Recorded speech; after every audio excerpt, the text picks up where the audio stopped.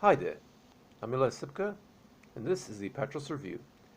Now this is the seventh of a series of reviews where I revisit the Monogram 9, the infamous series of ultra-cheap poverty row horror thrillers, and a couple of comedies thrown in as well, that Bela Lugosi did as a 9-picture deal Monogram, the cheapest of the poverty row studios in the 1940s, after producer Sam Katzman signed him on following the 1939 Edgar Wallace adaptation of Dark Eyes of London, which Monogram actually distributed in America. It was actually made by a British studio, but Monogram had the American rights. They didn't make the film. Now, these films ran from 1941 to 1944. I've decided to review these films each separately, as it's easier for the fans to look up these films, and also to go a little bit more in depth on each film. So let's start, shall we? Now, in this episode, we take a look at the seventh film in the series, and that's Ghosts on the Loose. This is directed by William Bodine, also known as William One-Shot Bodine, and written by Kenneth Higgins and produced by Jack Dietz and Sam Katzman. The cast include Leo Gorcey, Hans Hall, Bobby Jordan, Bela Lugosi, Ava Gardner, Rick Vallon, and Ernest Morrison. And this film premiered in the United States on the 30th of July 1943. Now, here in the seventh entry in the series, this is actually the second to feature the East Side Kids, and amongst the three best films in the series, lucky seventh. One of the gang has his sister, played by young Ava Gardner in one of the earliest roles. Hey, they all had to start somewhere. Marry her love, so the gang spends the first half hour of the slightly longer than an hour-long film putting on an impressive cut-price wedding, including getting flowers and tuxedos stolen from a dead mobster's funeral. You'll tie the string to the back of the hearse and the flowers fall off. The second half has the gang heading to the newlyweds' new home to renovate it for them, but find that the spook house mansion next door is the headquarters for a gang of German Nationalist fifth columnists, led by Bela Lugosi, printing subversive propaganda, the crowds trying their best to scare them off. Like Spooks Run Wild before it, Ghosts on the Loose is just a standard East Side Kids vehicle, so that so happens to feature Lugosi doing a team up here. This time around, Lugosi plays the villain, where he played not a villain or a hero in the first film. And the script is lacking a good deal of polish, but at least the gang's antics here prove passably entertaining. Although in order to enjoy this fully, you need to understand the context of the era the film was made in. Most young people today wouldn't even stomach this sort of thing. The jokes are pretty stupid, but on the occasions the jokes land, which is often enough, they are hilarious. Now for a little something that you simply won't see in any other early 1940s production. Ghosts on the Loose developed a small reputation at the time, and even to this day, for having swearing in it. Something that would have not been tolerated in the mainstream Hollywood production at the time thanks to the ridiculously moralistic Hays Code. But there is an unusual twist here. The reputation centers on a brief scene where Scrooner, the token black member of the gang, played by Ernest Morrison, is dusting a mantelpiece, unaware that the portrait above him is actually a hidden observation post. You know, one of those old open the picture that have the guy poking through?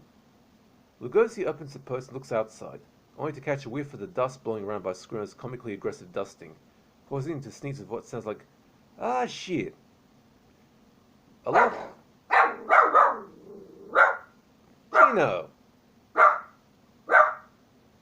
My dog just saw something outside. Gino, you okay?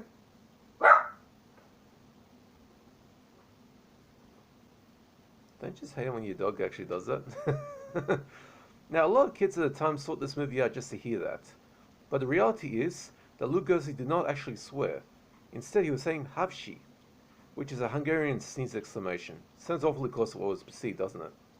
But in case you're disappointed, don't worry. There actually is a swear word in this film that nobody on the MPA board of the time noticed.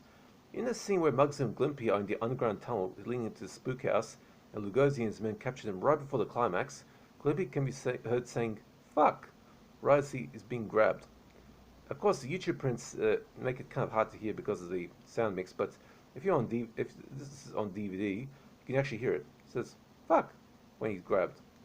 When I discovered this, I was dying of laughter, and since I own a copy of this in my collection, I can be proud of having what is perhaps the oldest utterance of the F word I can find. Nice.